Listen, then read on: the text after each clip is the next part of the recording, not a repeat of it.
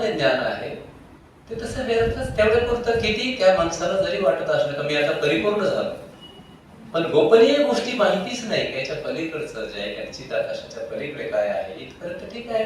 भौतिक ज्ञानात आपण थोडेफार पारंगत असतो आणि त्यातही अर्जुनाला असं वाटत होतं की मी खूप शस्त्रामध्ये त्याच्यामध्ये पारंगत आहे, मी असं करेल, मी हे करेल, मी ते करेल. भगवंत म्हणे नाही, अजून समजून घे, मी सांगतो ते कृष्ण विज्ञान समजून घे.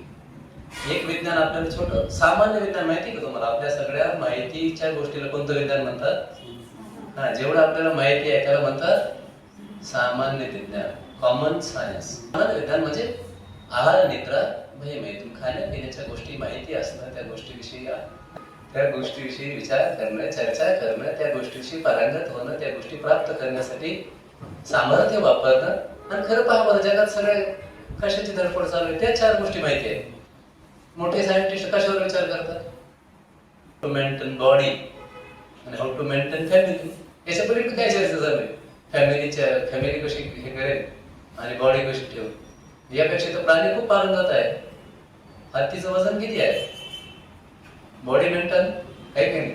काय कुठं जिमला जात नाही, कुठे जात नाही, काय करत काय भरती मोठी शक्ती आहे. आणि फॅमिली म्हणावं तर सगळ्याची फॅमिली आनंदात आहे की नाही? चिमण्या आपलं उलसत खातात, मस्त मजा करतात, इकडे तिकडे फिरतात, मस्त झाडावर, काही चिंता नाही आहे की नाही? ती काय फारशी चिंता करत नाही, कोणी काय एवढी धावपळ करत नाही. आपल्यालाच वेळ नाही, बघा ना, गर्दी नाही, ते आर बिझी, व्यस्त आहेत ना. संसार एवढं मागं लागलेला आहे प्रभू. आलो असतो बरं, तुम्हाला माहिती ना आमचं शेड्यूल किती टाईट आहे. नाही तर मला यायला वाटतं बरं का, एवढं शेड्यूल टाईट आहे, काय शेड्यूल टाईट आहे काहीच माहित नाही. कुठे चालले, कुठे पळपळ चालली, किती भला मोठा बोजा घेऊन चाललाय काय? एवढा मोठा बोजा खांद्यावर घेऊन चालले का? म्हणले दुःख आहे, दुःखातून मुक्त करत भगवंत म्हणतात काय काय, प्रवाक्ष मेनस होय, मी तुला मुक्त करेल. आता हे जे दुःख घेऊन चाललंय तू, आपण काय घेऊन चाललोय सगळं? प्रभुपाद म्हणायचे गदा मेहनत आहे. ते प्रभुपाद म्हणायचे गधर जर बोजा नसला ना अंगावर, बोजा अंगावर टाकला नाही ते असं उभं राहत, त्याला बरं नाही वाटत. म्हणजे बोजा टाकला की, तसं कलियुगातले लोक म्हणजे बोजा टाकला की बँक बॅलन्स एवढा झाला, हे एवढा झाला, ते तेवढं झालं की त्यांना मजा वाटते. जीवनाला सुद्धा भवसागर म्हणले माहिती आहे? कोणता सागर म्हणतात? भवसागर म्हणजे आपण याच्यात पडलेलोच आहोत आधीच, माहित नाही थोडं, कारण अज्ञान आहे ना. अज्ञानामध्ये माहित नसतं. एक जणांना गोड आवडायचं मी सांगितलं एक दिवस, तर काय वाटत नव्हतं, गोड वस्तू खायचं बघतो. डॉक्टरकडे गेला, डॉक्टर म्हणले मग ते हे झालं तुला साखर वाढलं. बरं बापरे, मग त्याला कळालं गोड वस्तू म्हणजे आपल्याला विष आहे. माहित नाही तोपर्यंत अज्ञानात सुख आहे. तसं आपलं सध्या काय चाललंय माहितच नाही. कृष्ण विज्ञान काय काय नाही, काय बाबा आता चाललंय घर सांभाळायचं, घर सांभाळायचं. मायेनं आपल्याला एवढं गुंतवून टाकलंय. खरं माया भगवंताची काय आहे? छाया आहे. दैवी हेषा गुणमयी मम माया दुरत्तया मामेव प्रपदन्ते मायामेतं तरन्ति. समजून कोण म्हणले? दैवी हेषा गुणमयी, म्हणजे माया ती गुणमयी आहे. ती प्रत्येक व्यक्तीला वेगवेगळ्या गुणात बांधून ठेवते. सगळ्यांना सारखं बांधून ठेवत, गुणामुळे माहीत बांधून ठेवतात. दैवी हेषा गुणमयी मम माया, माया एवढी प्रभावित, ज्याला ज्या गुणात बांधलं त्याला तो गुण भारी वाटतो. क्रिकेटची मॅच आली की पोरांना वाटतं टीव्हीवर मॅच बंद होऊ नये, त्यावेळेस स्त्रियांना वाटतं एक मालिका पाहिजे, सोडून काही लावू नये, बंद काय माहिती. दैवी हेषा गुणमयी मम माया दुरत्तया, माझी माया कशी आहे म्हणले? दुरत्तया आहे. ती सामान्य माणसाला समजत नाही. दुरत्तया. पण कोणाला समजते म्हणले? मामेव, मला जे शरण येतात, प्रपद्यते मायामेतं तरन्ति. जे भगवंताला शरण येतात त्यांना हळूहळू माया समजायला सुरुवात होती. माया म्हणजे काय आहे, गुण म्हणजे काय आहे. मागच्या वेळेस मी तेच सांगत होतो, प्रकृती क्रियमानानि गुणकर्माणि सर्वस्व अहंकार विमूढ आत्मा करता आम्ही ती म्हणले. म्हणजे आपण जे जे काम करतो ते आपले काय करतो?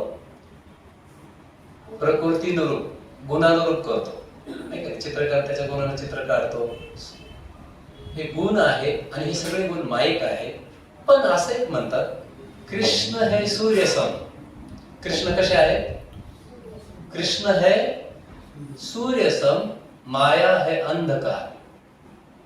जहाँ कृष्ण तहा नाही रे माया राधिका. जिथं कृष्ण आहे, ज्या व्यक्तीच्या जीवनात कृष्ण आले तिथं माया अधिकार नाही. माया राहत नाही म्हणजे मायेचा अर्थ असा आहे की जे नाही ते वासणं, जे खरं नाही ते वाटणं, त्याला म्हणतात माया. खरं नसतं पण वाटतं. हरिण धावतात राजस्थान वगैरे भागातून, त्याला पाणी वाटतं ना, ते पाणी वाटतं. ते कोणतं म्हणतात त्याला, त्या पाण्याला मृगजळ. म्हणजे मृगाला काय दिसतं, जळ दिसतं, पाणी दिसतं. मृग नाम हरिण, हरणाला काय दिसतं, पाणी. पण ते पाणी असतं का, तिथे गेल्यावर त्याचा विश्वासघात होतो. तसं आपल्या समोर सुद्धा मृगजळच आहे ना. संसार एक दिवस सुखाचा होईल असं वाटतं की नाही, पण खरंच होतो का, होईल असं वाटतं ना प्रत्येकाला. पण जो शेवटी गेला त्याला विचारा बरं, संसार सुखाचा झाला का खरं. आजोबांना भेटा बरं, आजोबा संसार सुखाचा झाला का, काय सांगावं म्हणले आता, आहे की नाही. आता म्हणले मी तरी काही बोलत नाही, आता बोललं तर उगाच वाढेल, काय सांगावं आता, आहे की नाही. भांडणं असतात ना घरात. बाबा समाधान मिळालं, स्वच्छ प्रकारे संसार केला, एवढे दिवस झाले, कसं काय संसार एकदम सुखात गेला. म्हणून आता काय सांगावं, आमचे दिवस कसे, आम्ही कसे दिवस काढले. आणि आता काय प्रभुपाद तर गधा मेहनत का म्हणायचे, म्हणजे गाढवाला जसं काम करून घेतलं जातं आणि शेवटी तसं माया काय करते, आपल्याला संसारात राबवून घेते, शेवटी काहीच देत नाही, काही देत नाही. सगळं इथंच ठेवून द्यायचं आहे की नाही. हात लावून बदलतात. म्हातारा माणूस एक दिवस गेला टीव्ही चालू करायला, त्या म्हणले इकडे रिमोट, कशाला, ते काही गडबड झाली तर आहे की नाही, रिमोट द्या ठेवून, ते इकडे गेलं द्या ठेवून, तिकडे गेलं. मी कोणत्या म्हातारीच कल्पना करत नाही. पण तुकाराम महाराज म्हणले म्हणून मी म्हणतो. तुकाराम महाराज म्हणजे श्वाना परी गती झाली, सर्व करती हाड. सगळे म्हणतात गप्प बसा, तुम्ही गप्प बसा. नाही का, आपण कुत्र्याला कसं गप्प पळ तिकडे जा. म्हातारा म्हणून म्हणायचं नाही, पण संसाराचं रूपच असते. कोणी काही असतं, आपण सर्वजण याच्यातून जाणार. कोणी व्यक्ती, कोणी म्हातारा आहे म्हणून त्याला आपण म्हणतोय असं नाही.